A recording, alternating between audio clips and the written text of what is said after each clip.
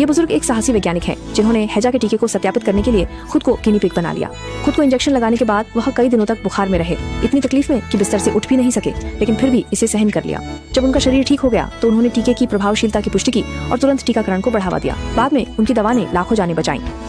कुछ सालों बाद जब प्लेग फैला, इस पागल वैज्ञानिक ने फिर से वैक्सीन को अपने शरीर में इंजेक्ट किया और एक बार फिर दुनिया को बचा लिया।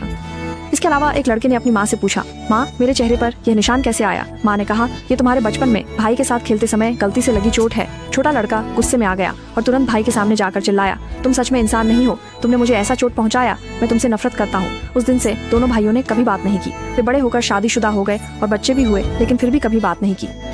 माँ भी भाइयों के बीच कभी सुलह न होने के कारण दुखी होकर इस दुनिया से चली गईं। लेकिन दोनों भाइयों के दिलों में एक दूसरे की यादें थीं। भाई ने सोचा, अगर मेरा भाई मुझसे मिलने को तैयार हो तो मैं उससे जरूर माफी मांगूंगा। और भाई सोचता है, बस वह पहले माफी मांग ले तो मैं उसे माफ कर दूंगा। लेकिन दोनों में से कोई भी पहले कदम नहीं बढ़ाता।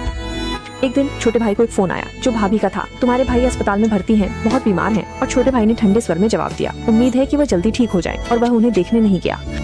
जब तक फिर एक फोन आया और कहा, तुम्हारे भाई को स्ट्रोक हुआ है, अब वह सामान्य रूप से चल फिर नहीं सकते। जब तक भाई आखिरकार अस्पताल पहुंचा तब तक भाई जा चुके थे, लेकिन उन्होंने एक नोट छोड़ा था जिस पर लिखा था, प्रिय भाई, मेरा सबसे बड़ा अफसोस ये है कि मुझ में माफी मांगने की हिम्मत नहीं थी। हमारे बच्चों को हमेशा एक दूसरे से प्यार करना चाहिए, हमारी तरह नहीं, ये मेरी आखिरी इच्छा है।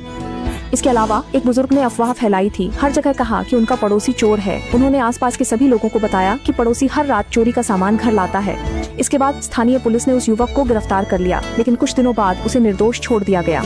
जब वह घर लौट रहा था तो वह शर्मिंदा और दिल टूट गया, इसलिए उसने तुरंत बुजुर्ग पर मानहानि का मुकदमा कर दिया। अदालत में बुजुर्ग ने कहा कि यह सिर्फ एक सामान्य अनुमान था और किसी को नुकसान नहीं पहुंचाया। इस पर न्यायाधीश के पास एक उपाय था। उन्होंने फैसला सुनाने से पहले कहा, आप उसके बारे में अपनी सभी राय एक कागज पर लिखें, फिर उस कागज को टुकड़ों में फाड़ दें और घर जाते समय उन टुकड़ों को हवा में फेंक दें। कल फिर से आएं। अगले दिन बुजुर्ग फिर से आए और न्यायाधीश ने कहा, अब जाओ और उन सभी फटे हुए कागज के टुकड़ों को इकट्ठा करो। बुजुर्ग ने गुस्से में जवाब दिया, ये तो निश्चित रूप से असंभव है। हवा ने उन्हें बिखेर दिया है, मैं उन्हें कभी नहीं ढूंढ पाऊंगा। फिर जज ने उसे देखकर कहा, देखो यही अफवाहों का प्रभाव है। कुछ शब्द किसी की प्रतिष्ठा को नष्ट कर सकते हैं। चाहे आप कितनी भी कोशिश कर लें, आप इसे फिर से नहीं सुधार सकते। बूढ़ा तुरंत चुप हो गया। उसने अपनी गलती को समझा और माफी मांगी। देखो, शब्दों की शक्ति को कम नहीं आंका जा सकता, हमेशा सोच समझ कर बोलें। अगले एपिसोड में जानेंगे तरल नाइट्रोजन में गिरना कितना भयानक हो सकता है।